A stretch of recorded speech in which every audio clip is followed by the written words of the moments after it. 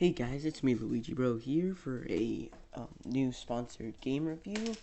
Today we are reviewing 8-Bit Boy, which is a game that I pre-recorded. I'm narrating over it now because my background audio at the time was really loud and not really professional. So anyway, 8-Bit Boy, what's this game about? So basically it's like a tribute to Super Mario Brothers. They give you a little tribute message in the beginning, but I didn't get to record that. Also the game's at ×2 speed because I died a lot. I was trying to like speed through the first world, which I didn't even get to complete. Because there's 4 or 5 worlds. Anyway, so let's get right into it. So the main menu is really well organized. It has like a nice clean feel to it. Also, my dogs are fighting.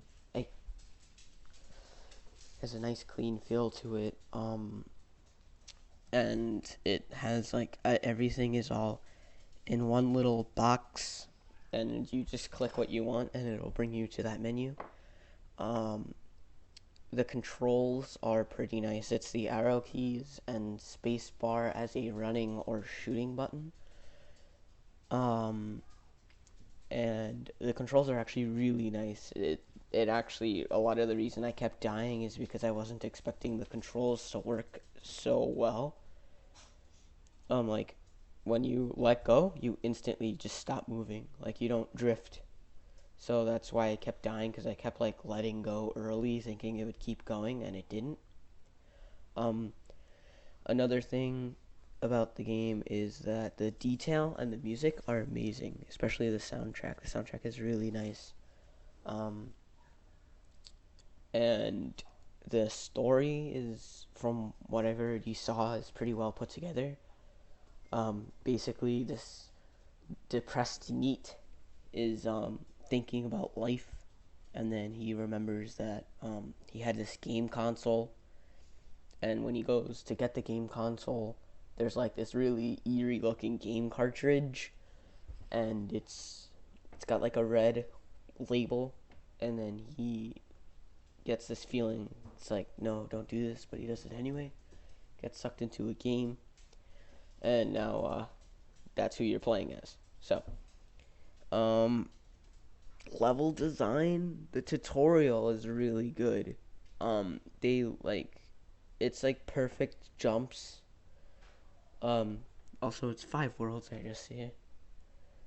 Yeah, they put it like just well enough that if you don't do what they tell you to do, you're going to die, or you're not going to progress, which is pretty nice. Also, the first few levels let you in on the little secrets. From what the game told me, it has like over 800 levels that you could unlock through finding secrets. There's these coin things which I don't get until like level 5 or whatever. I found one of them. There are these like plus coins, and apparently when you get all of those, you unlock special stuff. I only found one of them, because I was like rushing through. I just wanted to see if there was like a cutscene after the first world that maybe we could watch, but I didn't even get that far. So yeah, um, there was some blind jumps which I didn't like, especially right in the beginning. That's not really a nice way to start. Um, the color palette is way too bright for the type of game that it is. It's like a horror game, but not really. It's like a light-hearted horror game, but I think the color palette is just way too bright. It made me dizzy, kind of, when going through the levels, especially where there's like a lot of water and stuff, because the water is like a huge bright blue. And yeah, another thing with the controls, it feels like you're controlling the world, not the character. Like when you jump, instead of like showing you going up, it shows like the world going down and then like coming back up. I'll show you because I'm jumping here in this scene a lot.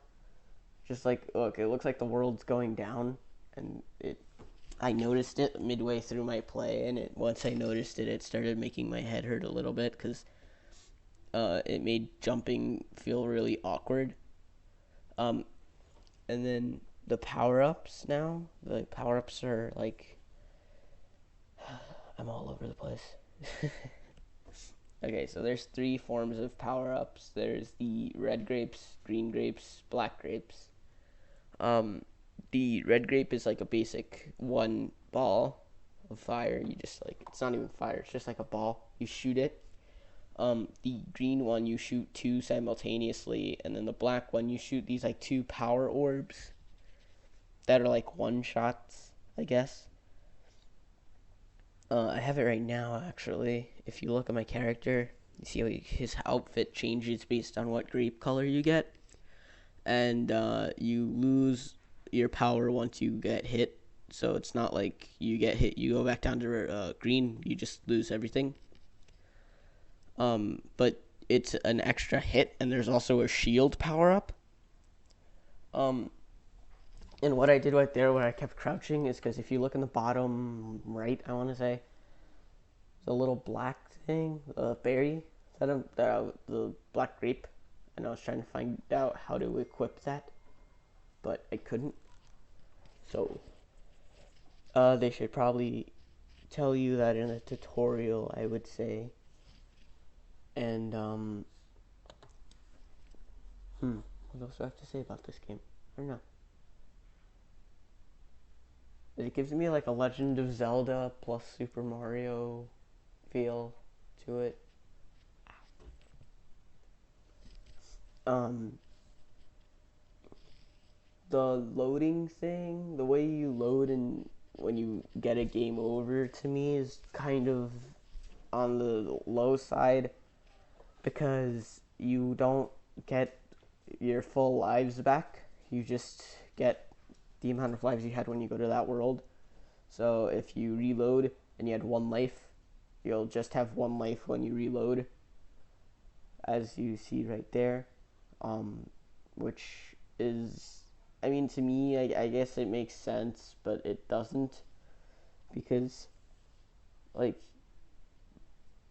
I don't know, I just feel like you should have full lives, because now every time you die from then on until you get an extra life, it's just going to be a one kill game over.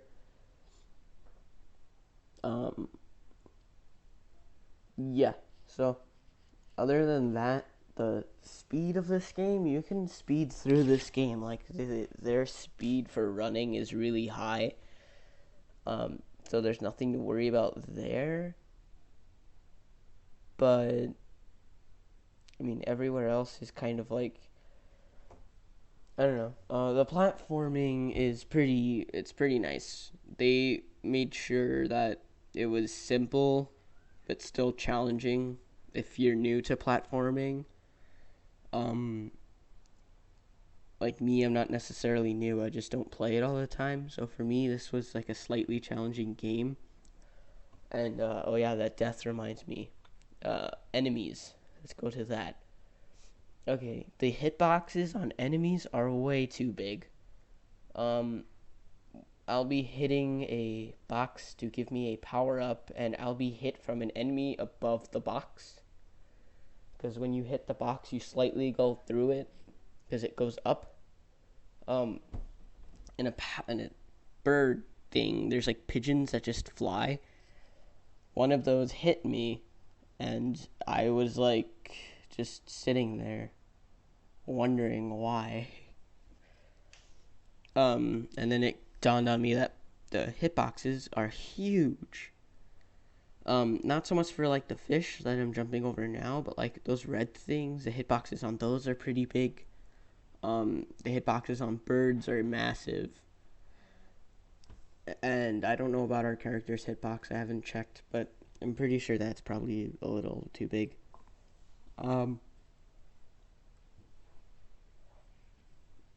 Yeah, those plus coins, I got one in the wall. Those are the things I'm talking about. You're supposed to collect those for bonuses. I didn't collect them all. So I think this is the last stage I played. So let's just watch as I do that. Yeah, as you beat the level, you do this really cool animation where you like snap your fingers. It's pretty funny. So overall, I give this game an 8 out of 10. In my book, that's an awesome score because, well, the game itself was really nice. The level design was really good. The soundtrack is really good. The feeling of throwback is pretty nice. But the downsides are probably the facts that like the way the world moves when you jump, how it looks like it's moving down causes a lot of dizziness. But hitboxes in the game are really just way too big, and the way the life system works to me needs a little bit of improvement. And other than that, it's pretty awesome. So leave a like if you liked the game. Go buy the game if you liked it that much, and yeah, thanks. Everything else will be in the description.